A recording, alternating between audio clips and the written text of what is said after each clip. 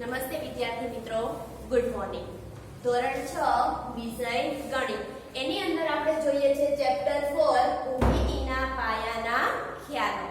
તો ગયા લેક્ચરની અંદર આપણે શું જોયું હતું તો કે વર્તુળ વિશે આપણે માહિતી મેળવી હતી અને એની પહેલા આપણે સ્વાધ્યાય 4.5 જોયું હતું કે નહીં? તો ચાલો વર્તુળ વિશે જે માહિતી મેળવી હતી તેનું આપણે થોડું ઘણું જ્ઞાન મેળવી લઈએ કે વર્તુળ કોને કહેવાય છે. તો કે એક જ સમતલની અંદર કોઈ નિશ્ચિત બિંદુઓને અંતરે એટલે કે ચોક્કસ અંતરે જે નિશ્ચિત બિંદુઓ આવેલા છે ઈ બિંદુઓ શું બનાવે છે? વર્તુળ બનાવે છે. ત્યાર પછી એવું કીધું કે આ જે વર્તુળ બનાવે છે એનું જે એક્ઝેક્ટ વચ્ચેનું નિશ્ચિત બિંદુ છે એને શું કહેવાય છે? વર્તુળનું કેન્દ્ર. એટલે કે આ તમારું જે વર્તુળ છે એની એક્ઝેક્ટ જે વચ્ચે આવેલું હોય, તમને ખબર પરિઘની મદદથી તમે વર્તુળ દોરો છો, તો એની અંદર આવેલું જે વચ્ચેનું બિંદુ છે એટલે કે અણી મૂકો ત્યારે તમને ના કાણું પડી ગયેલું કે ખાડો પડી ગયેલું હોય તેવું દેખાય છે. એને શું કહેવાય? વર્તુળનું કેન્દ્ર કહે છે. તો ચોક્કસ અંતરે આવેલા જે નિશ્ચિત બિંદુ છે એને શું કહેવાય છે? વર્તુળનું કેન્દ્ર. ચોક્કસ અંતરને વર્તુળની ત્રિજ્યા કહેવાય. ચોક્કસ અંતર એટલે કે આ વર્તુળની જે કિનારી છે તે આ વર્તુળની કિનારી અને કેન્દ્રથી જે એટલું અંતર છે એને શું કહેવાય? ત્રિજ્યા. ત્રિજ્યાને આપણે r વડે દર્શાવીએ છીએ. ત્યાર પછી એવું કીધું હતું કે વર્તુળની ફરતા અંતરને વર્તુળનો પરિઘ કહેવાય. કે વર્તુળની ફરતા અંતરને એટલે આપણો જે ફરતું અંતર છે એને શું કહેવાય? વર્તુળનો પરિઘ કહેવાય છે. અને વર્તુળના ભાગને ચાપ કહેવાય. કે આ વર્તુળનો જે પરિઘ છે એમાંથી કોઈ નાનો ટુકડો તમે એટલો લઈ લો તો એને શું કહેવાય? ચાપ કહેવાય. પડી ગઈ સમજ? ત્યાર પછી એવું કીધું કે વર્તુળ પરના બે બિંદુઓને જોડતો રેખાખંડ વર્તુળની જીવા છે. કે અહીંયા હું A અને B બિંદુ લઈ લઉં તો આ બંને બિંદુઓને જોડતો આ જે રેખાખંડ છે એને શું કહેવાય? વર્તુળની જીવા કહેવાય છે. ત્યાર પછી એવું હતું કે વર્તુળના કેન્દ્ર પરથી પસાર થતી જીવા એ વર્તુળનો વ્યાસ છે. કે આ કેન્દ્ર છે, કેન્દ્રમાંથી પસાર થતી આ જે મોટી જીવા છે એને શું કહેવાય? વર્તુળનો વ્યાસ કહેવાય. પડી સમજ? ત્યાર પછી એવું કીધું કે વર્તુળની ત્રિજ્યા એ વ્યાસ કરતા કેવી છે? અડધી. એનો મતલબ એવો કે વર્તુળની ત્રિજ્યા કરતા વ્યાસ છે ઈ 2 ગણો થાય. એટલે વ્યાસ છે ઈ કેટલા ગણો થાય? તો કે 2r જેટલો. અને ત્રિજ્યા છે ઈ વ્યાસ કરતા કેવી થાય? અડધી. તો કે વ્યાસના છેદમાં 2. પડી ગઈ સમજ?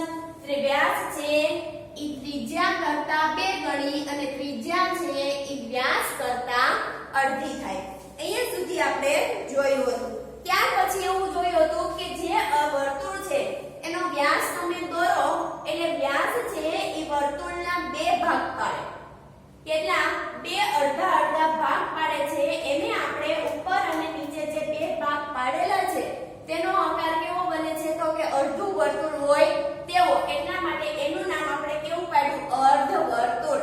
તો કે જે વ્યાસ 2 ભાગ પાડે છે તેને અર્ધવર્તુળ કહેવાય છે. પડી ગઈ સમજ? ચાલો ત્યાર પછીની હવે જ્યાંથી પણ લખવાનું બાકી છે તેની નીચેથી જ લખે. વર્તુળની હજી થિયરી ચાલે છે.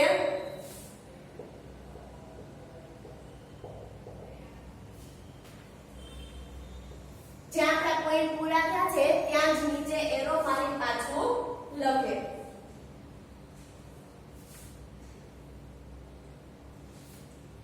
જેની એક બાજુ ચાપ અને બીજી 2 બાજુઓ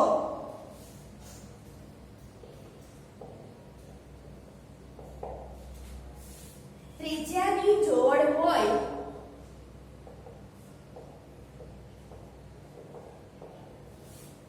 તેને વૃત્તાંશ કહેવાય છે.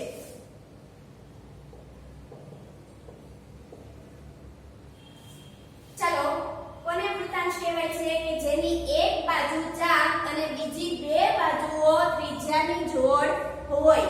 તો અહીંયા એક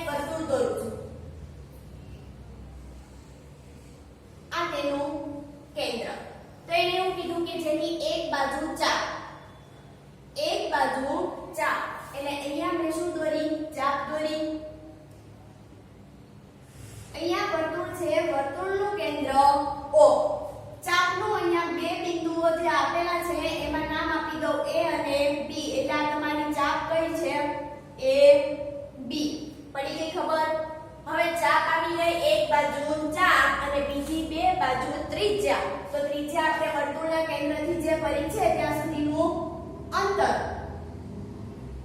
થઈ ગઈ ત્રિજ્યા. તો આટલો જે ભાગ બન્યો છે જોકરની ટોપી જેવો, એને શું કહેવાય? વૃતાંશ કહેવાય છે. યાદ રાખજો, વૃતાંશ કોને કહેવાય? તો કે જેની એક ચાપ અને બીજી બે ત્રિજ્યાની જોડ હોય તેને વૃતાંશ કહેવાય છે. પડી સમજ? ત્યાર પછીનો નવો મુદ્દો જોઈએ.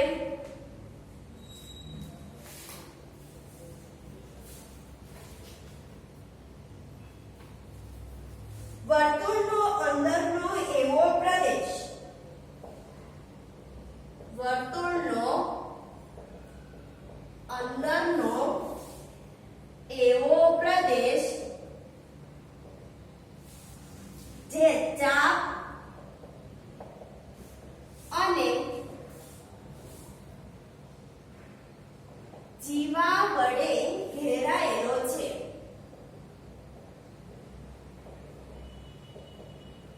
તેને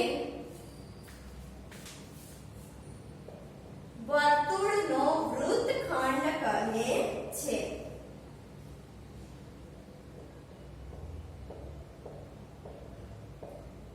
ચાલો, કોને વૃત્તખંડ કહેવાય છે? તો કે વર્તુળનો અંદરનો એવો પ્રદેશ કે જે ચાપ અને જીવા વડે ઘેરાયેલો છે તેને શું કહેવાય? વર્તુળનો વૃત્તખંડ કહેવાય. તો અહીંયા હું દોરું છું વર્તુળ. ચલો, વર્તુળ દોર્યું. વર્તુળનું કેન્દ્ર તમે પરિકરથી દોરો છો એટલે વ્યવસ્થિત વર્તુળ દોરાશે. હવે કીધું કે વર્તુળનો અંદરનો એવો પ્રદેશ, એટલે આ અંદરનો પ્રદેશ છે, ઈ પ્રદેશની અંદર કીધું ચાપ અને જીવા વડે. તો અહીંયા હું તમને કોઈ એક ચાપ લઈ લઉં છું. અહીંયાથી શરૂ કરીને અવળી અહીંયા ચાપ, એટલે નામ આપી દઉં A અને B. ચાપ કઈ છે આપણી? A B. તો આ જીવા વડે ઘેરાયેલો છે, એટલે ઘેરાયેલો એટલે આપણે શું કરવી પડશે? અહીંયા જીવા દોરવી પડશે. જીવા કીધી ને, ચાપ અને જીવા. તો A અને B ને તમે જોડો તો એને શું કહેવાય? જીવા કહેવાય. તો આ જીવા વડે જે આટલો ભાગ ઘેરાયેલો છે, જે ડિઝાઇન દોરું છું તે, આ આટલો જે ભાગ દોરાયેલો છે તેને શું કહેવાય? વર્તુળનો વૃત્તખંડ કહે છે. પડી ગઈ સમજ? તો અહીંયા આ તમારી વર્તુળની જે થિયરી છે તે પૂરી થાય છે. અને હવે પછી આપણે જોવાનું છે આગળનું સ્વાધ્યાય, જે આની પછી આવે છે તે. તો અહીંયા જે વર્તુળના ટોપિક બે બાકી હતા તેની નીચે જ આ લખી નાખ્યું.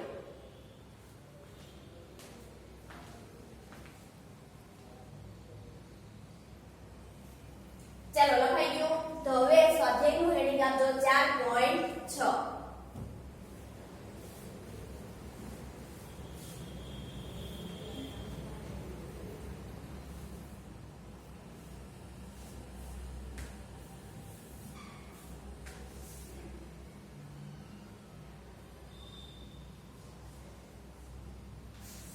चलो, स्वाध्याय 4.6 એની અંદર પ્રશ્ન 1. ચાલો, પ્રશ્ન 1 શું કે છે તે જોઈએ.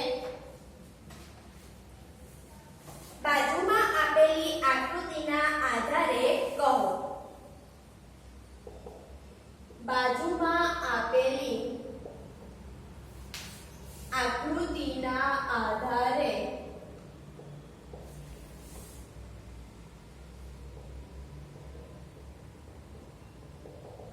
કહો. ચલો, આકૃતિ આપણને કંઈક આવી આપી દીધેલી છે.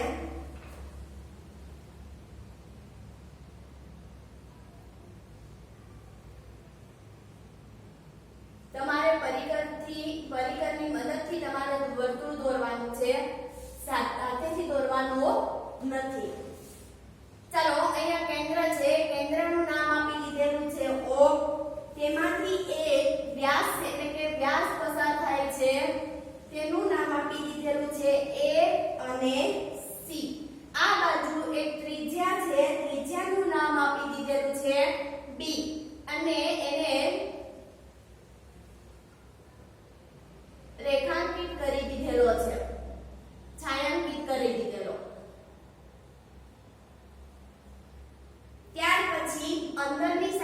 અહીંયા આપેલું છે P બિંદુ, બહાર આપેલું છે Q બિંદુ, અહીંયા એક આપેલું છે F બિંદુ અને બીજું આપેલું છે બિંદુ E અને બિંદુ D.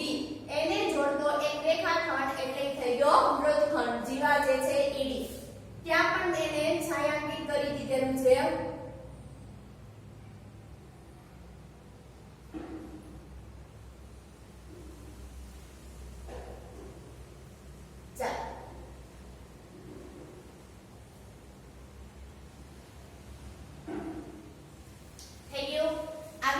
આપણને આપેલી છે. તો પહેલો સવાલ એને એવો પૂછો કે વર્તુળનું કેન્દ્ર, વર્તુળનું કેન્દ્ર. ચાલો, વર્તુળનું કેન્દ્ર કોને કહેવાય? તો આપણે ખાલી નામ બતાવવાના છે. વર્તુળનું કેન્દ્ર કોણ છે? તો કે વર્તુળનું કેન્દ્ર O છે. તો શું લખાશે? O, બિંદુ O. ત્યાર પછી બીજો સવાલ એને એવો પૂછ્યો કે ત્રણ ત્રિજ્યાઓ, ત્રણ ત્રિજ્યાઓ. ચાલો નીચે જવાબ લખજો. ત્રણ ત્રિજ્યાઓ કોણ કોણ છે? તો કે અહીંયા જો વ્યાસ પણ બે ગણો છે, એનો અડધો કરો એટલે શું થાય? ત્રિજ્યા જ બને. તો એક ત્રિજ્યા કોણ છે? રેખાખંડ OB. તો કે રેખાખંડ OB. બીજું કોણ છે? રેખાખંડ OA. રેખાખંડ OA. અને ત્રીજી કોણ છે? રેખાખંડ OC. રેખાખંડ OC. પડી ગઈ સમજ? ત્યાર પછી C. ત્રીજો સવાલ, વ્યાસ. ચલો, આની અંદર વ્યાસ કોણ છે? તો કે રેખાખંડ AC આખો છે એ શું છે? વ્યાસ છે. રેખાખંડ AC વ્યાસ છે. ચાલો D, ચોથો સવાલ. એની અંદર માંગેલું છે જીવા. ચાલો, જીવા કોણ છે?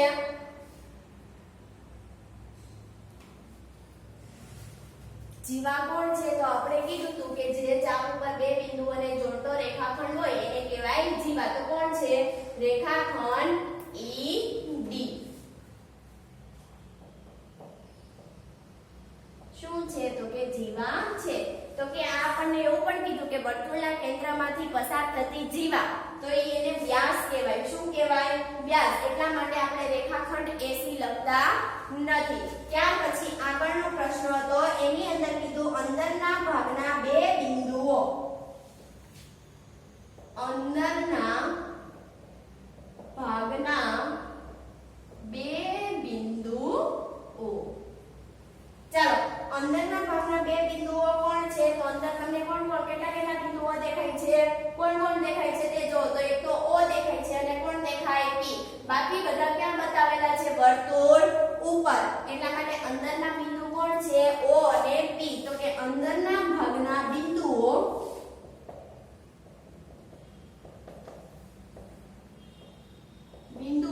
O અને P છે. પડી ગઈ સમજ? ત્યાર પછી આગળનો ક્વેશ્ચન જોઈએ. બહારના ભાગનું બિંદુ,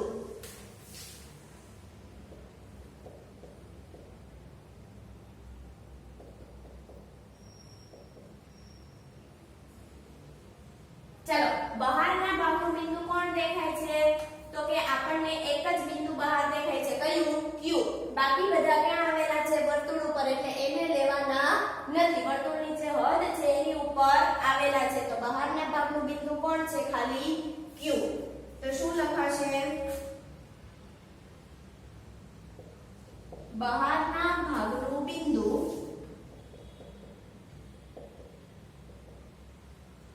Q છે.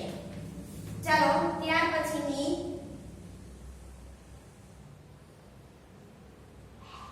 વૃત્તાંશ.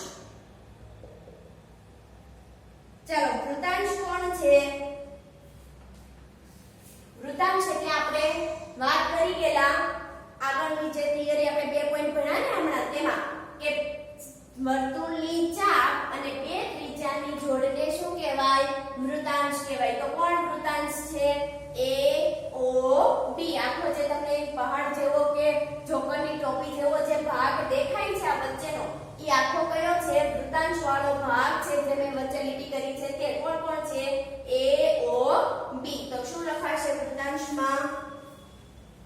કે ઓ એ બી એ વૃતાંશ છે.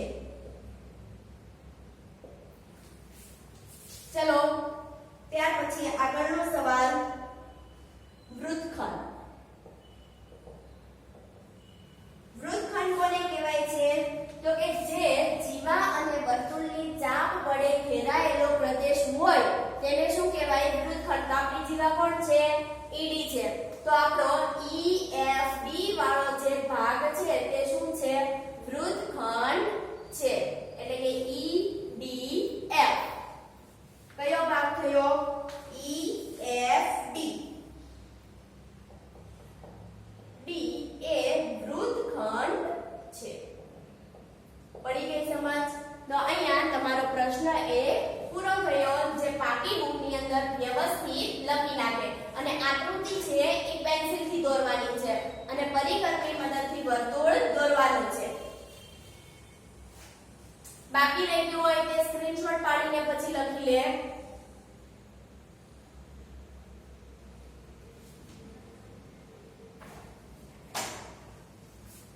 ચાલો ત્યાર પછીનો આગળનો પ્રશ્ન જોઈએ. પ્રશ્ન 2.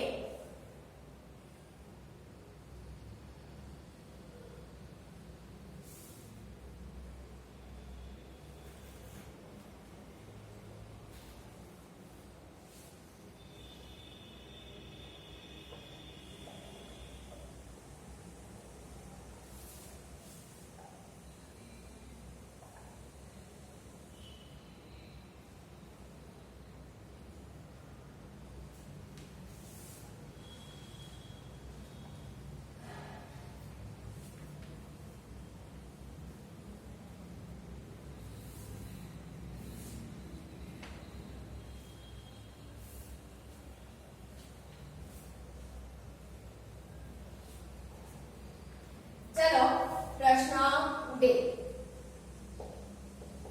પ્રશ્ન 2 ની અંદર શું કહે છે તે જોઈએ. તો પ્રશ્ન 2 ની અંદર એવું કહે છે કે શું દરેક વ્યાસ એ વર્તુળની જીવા છે? એની અંદર બે ક્વેશ્ચન આપેલા છે કે શું દરેક વ્યાસ એ વર્તુળની જીવા છે? તો ચાલો આપણે વર્તુળ દોરીએ. વર્તુળનું કેન્દ્ર. ચાલો વ્યાસ કીધું તો કે વ્યાસ એટલે કેન્દ્રમાંથી પસાર થાય તેને શું કહેવાય? વ્યાસ કહેવાય. તો એવું કીધું કે શું દરેક વ્યાસ એ વર્તુળની જીવા છે?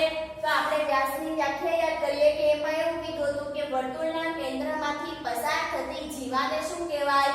વર્તુળનો વ્યાસ. તો આ વ્યાસને આપણે જીવા પણ કહી શકીએ ને. તો એટલા માટે શું આવે? હા આવે. કે હા વર્તુળના બધા વ્યાસ એ વર્તુળની જીવાઓ છે. વર્તુળના બધા વ્યાસ એ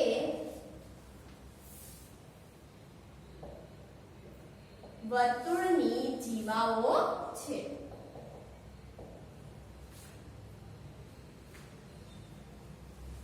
પડી ગઈ ખબર? ચાલો ત્યાર પછીનો બી. બી માં એવું કીધું કે શું દરેક જીવા એ વર્તુળનો વ્યાસ છે?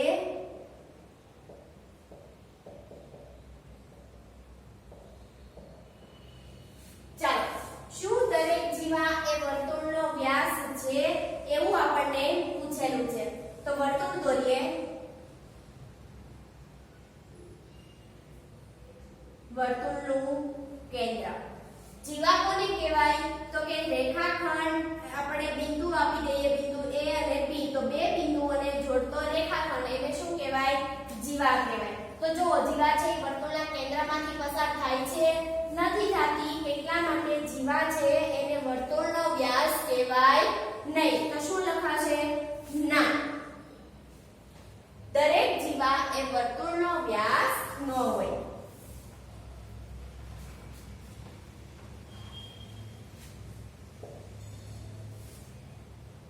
વર્તુળની દરેક જીવા વર્તુળનો વ્યાસ ન હોય. કારણ આપવું હોય તો શું આપવાનું? કારણમાં લખવાનું કે જીવા છે વર્તુળના કેન્દ્રમાંથી પસાર થતી નથી. શું કારણ લખાશે? કારણ કે દરેક જીવાએ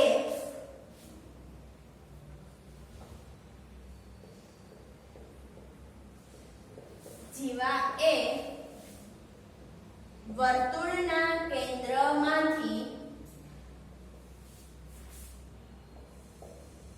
પસાર થતી નથી. જ્યારે વ્યાસ શું છે તો કે કેન્દ્રમાંથી પસાર થાય છે. એટલા માટે જ્યારે વ્યાસ એ કેન્દ્રમાંથી પસાર થાય છે. આ 1 માર્ક્સ ની અંદર પૂછાઈ શકે અથવા તો 2 માર્ક્સ માં પણ પૂછાય. પડી ગઈ સમજ? લખી નાખો.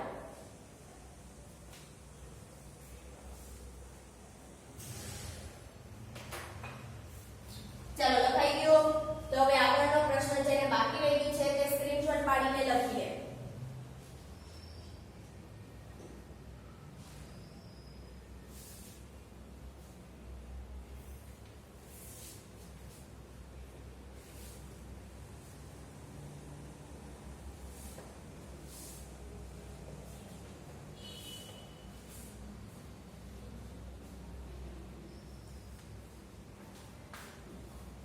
ચલો આગળનો પ્રશ્ન 3. પ્રશ્ન 3 ની અંદર એવું કીધું વર્તુળ દોરીને દર્શાવો.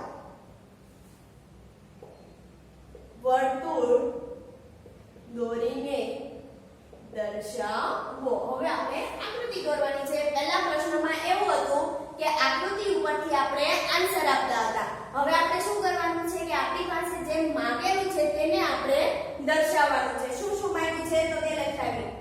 એક તો તેનું કેન્દ્ર. કોનું કેન્દ્ર? તો કે વર્તુળનું કેન્દ્ર. બી ત્રિજ્યા. સી વ્યાસ. ડી વૃત્તાંશ. ઈ વૃત્તખંડ. એફ અંદરના ભાગનું બિંદુ. ત્યાર પછી બહારના ભાગનું બિંદુ.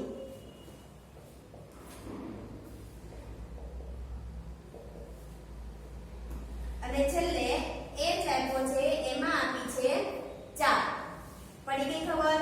આટલી વસ્તુ આપણે શું કરવાની છે? વર્તુળ દોરીને દર્શાવવાની છે. પણ આપણે જે દર્શાવીએ તે અહીંયા બાજુમાં પાછી લખવાની છે કે કયો ભાગ છે.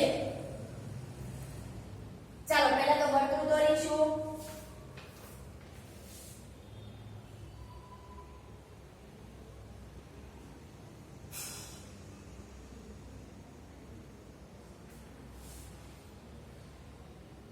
ચાલો વર્તુળ દોરાઈ ગયું. તમારે પરિઘની મદદથી વર્તુળ દોરવાનું છે.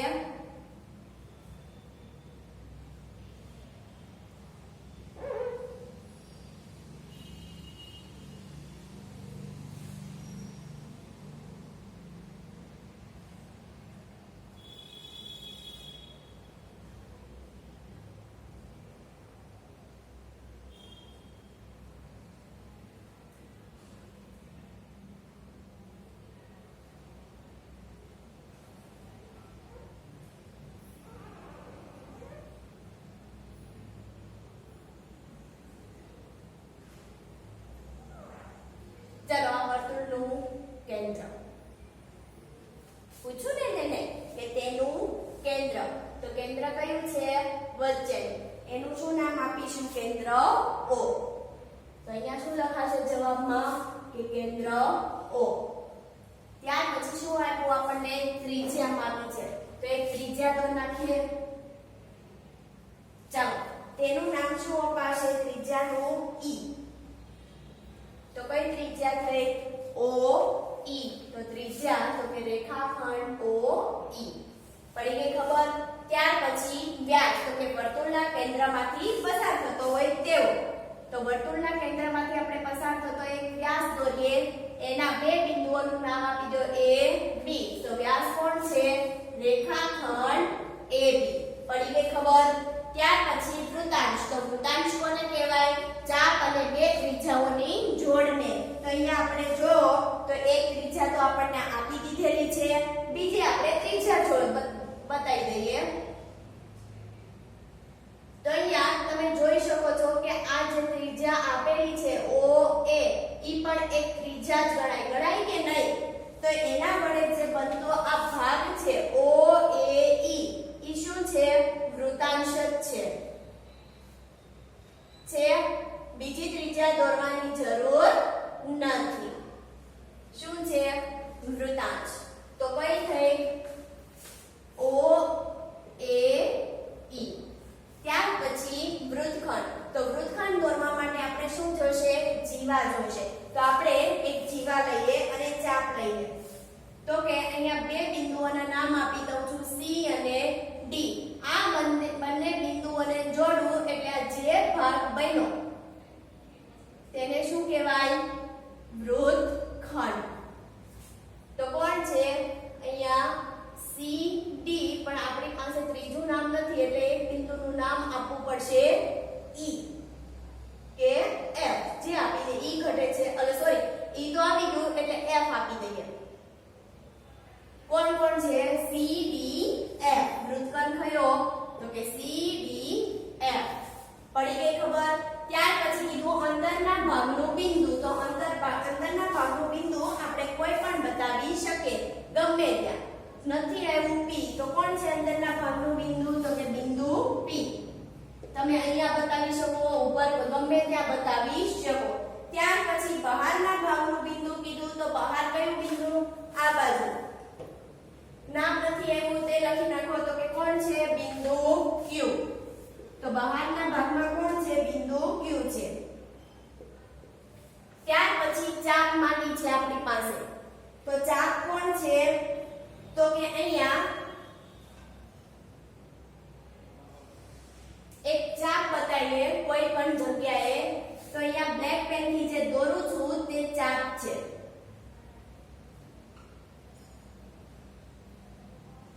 દેખાય છે? ત્યાં નામ આપી દો R અને અહીંયા M. તો ચાપ કોણ છે? ચાપ. ચાપની નિશાની આવી છે ઉપર અર્ધવર્તુળ જેવું, R M. પડી ગઈ સમજ? તો આપણું વર્તુળનું કેન્દ્ર O, ત્રિજ્યા O, E, વ્યાસ રેખાખંડ AB, વૃત્તાંશ છે આપણો OAE, વૃત્તખંડ છે આપણો CDF, અંદરના ભાગનું બિંદુ P અને બહારના ભાગનું બિંદુ Q. અને ચાપ કઈ છે? તો કે ચાપ આપણી છે RM, જે અહીંયા મેં બ્લેક પેન થી દર્શાવી છે તે. તો તમારે પણ આ રીતે વ્યવસ્થિત દોરીને લખવાનું છે. લખી લો અને આકૃતિ છે પેન્સિલની મદદથી અને પરિકરથી દોરવાની છે વ્યવસ્થિત. અને માપની દોરવાની છે, આખા પેજની દોરવાની નથી. જેને પણ બાકી છે તે સ્ક્રીનશોટ પાડીને પછી લખી લે. ચાલો ત્યાર પછીનો હવે જોઈએ આપણે પ્રશ્ન 4.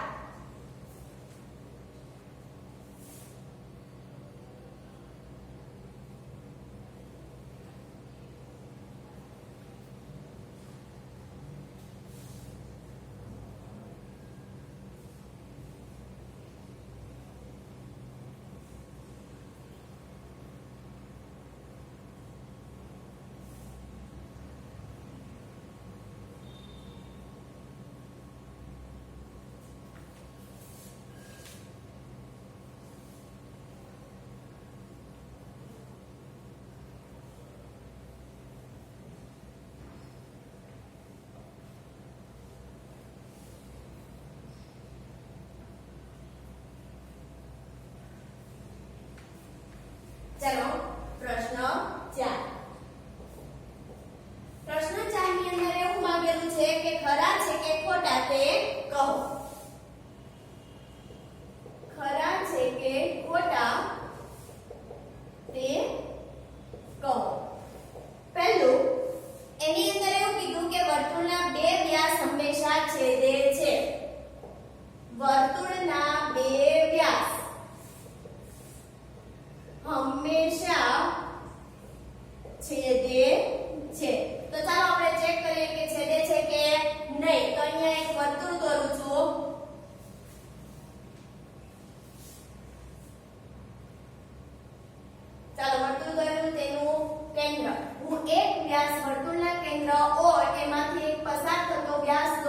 રેખાખંડ AB.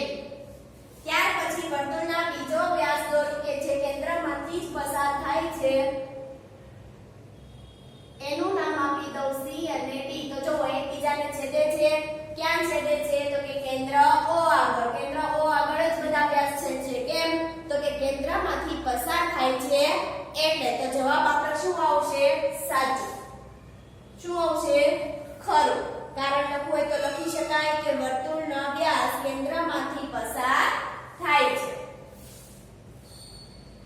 કારણ કે વર્તુળનો વ્યાસ કેન્દ્રમાંથી પસાર થાય છે એટલા માટે શું થાય? એકબીજા ઉપર છેદે છે. ત્યાર પછી એવું કીધું છે કે વર્તુળનું કેન્દ્ર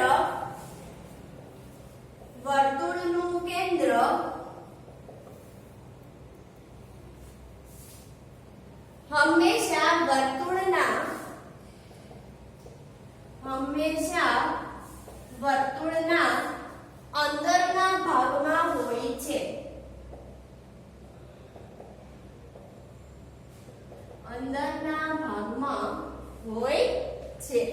ચલો, તો અહીંયા વર્તુળનું કેન્દ્ર છે એ હંમેશા અંદરના ભાગમાં જ મળે છે. તો કે આ વર્તુળ છે, વર્તુળનું કેન્દ્ર હંમેશા ક્યાં મળે? તો કે અંદરના જ ભાગમાં. એટલા માટે શું આવશે? ખરું. પડી ગઈ સમજ? તો અહીંયા તમારું સ્વાધ્યાય 4.6 પૂરું થાય છે અને આ ચેપ્ટર પણ તમારું અહીંયા પૂરું થાય